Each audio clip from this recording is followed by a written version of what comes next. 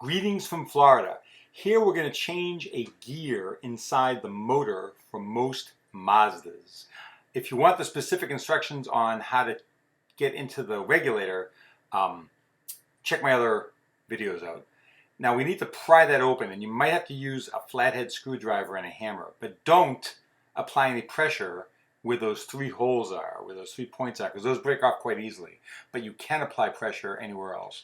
Let's take everything out. There's a couple splinters, a couple pieces of splines, I should say, of the gear that broke off. So let's take those out.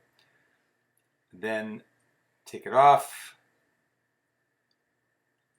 It's not complicated at all. Oh, when you take the motor off the regulator, make sure you put your hand behind the window motor on the other side of it. Otherwise, the regulator may unspool.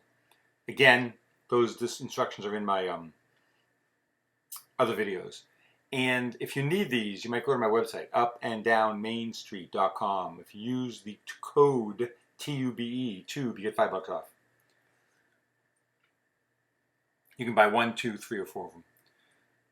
So here I went to put it back on, but it wasn't fitting flat. So I took it back off again.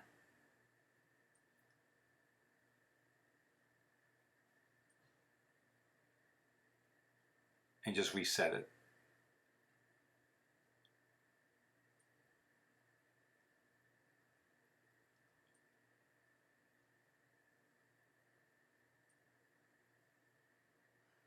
And you probably just need the large gear. Generally speaking, the other ones don't tend to go.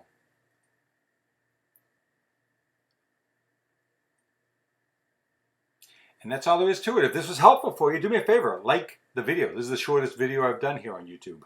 And if you need these, go to Up and Down Main Street, upanddownmainstreet.com. And I thank you for watching. Good luck with your project.